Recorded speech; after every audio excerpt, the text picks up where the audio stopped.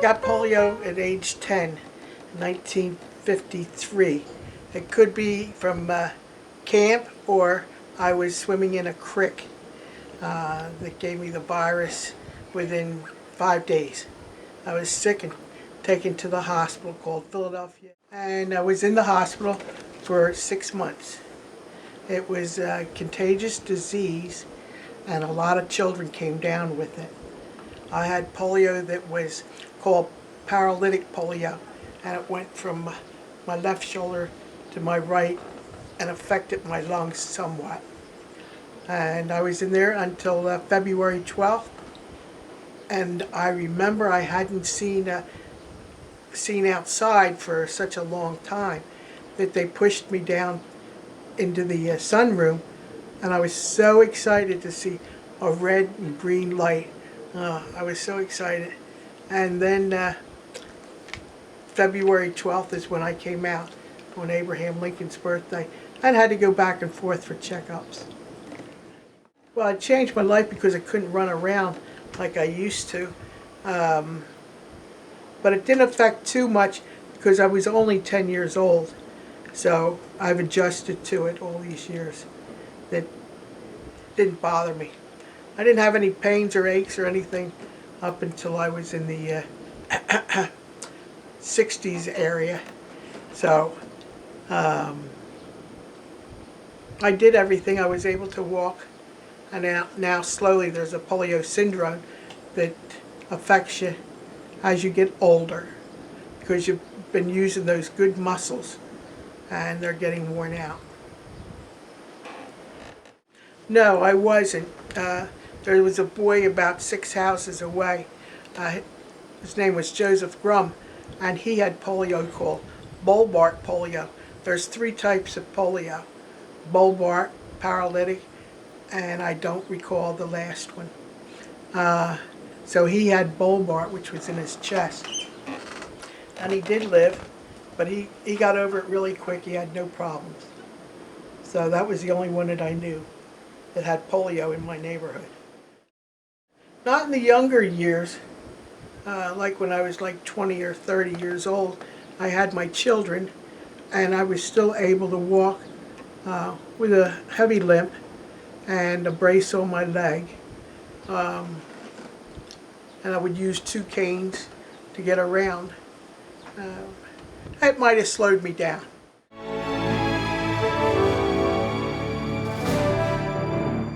I got involved with Paralympics when I was about 19 years old. I finished high school and then was going to a school in Johnstown, Pennsylvania, where they would rehabilitate you to do different things like office work, where tailors were made there, shoe repair, secretaries, things like that. And Johnstown, Pennsylvania is out in the western end of Pennsylvania. It made me stronger and more confident that I could do this, because we would practice out there with our javelin, shot put, and discus, which was my favorite, which is like a pie plate, and you swing it. And that was one of my favorites. I was in a wheelchair, and somebody would have to hold my wheelchair down so I wouldn't fall out and be fouled. I enjoyed the programs there, and it was set up by Joseph Bulova, the watchmaker, in 1943 or 45, when his son came home wounded from the war. And Joseph Bulova was the watchmaker, and he set it up so his son would have a job. And that's how it got started. And now it's all the way around the States. And I was chosen to represent America in 1996 probably. And I went to Paris. I went to England, which is where the games were. Aylesbury, England, and that's where everybody came from. All the different countries came in there to play, and I won on a relay race, but that's it. Those other kids were fantastic. It gave me more confidence. Yeah, the medals are mostly There are mostly United States. This represents Massachusetts and different swim meets that are are locals in order to get to the nationals. And the other thing I did was swimming too. So some of these medals are from swimming, Bay Harbor, and there's more of these bigger statues which are first place ones. And I haven't been able to locate them right now. So I won about 6 of those, and that's how I got chosen to represent the United States of America in overseas. I was involved with the Paralympics roughly about 4 to 5 years, and enjoyed it very much. My coach was Lou Neishlosh. He taught me how to throw the javelin and the shot put and discus. The different events were available were relay racing, slalom, which you go between flags, up ramps, and you go for the best time you can. And then of course the field events, which discus, javelin, and shot put, and swimming. Well, when I was learning these things, I saw the record book, and you had to throw a shot put, and I thought, good, I got it. I'm going to win first place. But I didn't realize that they could come back the following year, and I was trying to hit for like 15 feet or something like that, and the girl that had the record before, she outdid me. Because I would come in between first, second, and third. First were trophies, and then there were medals for second and third. And I have a third place one in swimming that I liked the most because I worked the hardest. I was my first year in competition, so I wore that around my neck for a period of time. The comradeship was exciting because it was away from the city. It was something different. And you picked up a lot of confidence that you can do it. If you can do this, you can do that. It's constantly told you, don't stop, keep going. And that's what I do today. Just because there's a barrier there doesn't mean, and if it says no, I will figure out how to go around it or up it, but don't quit. Keep going.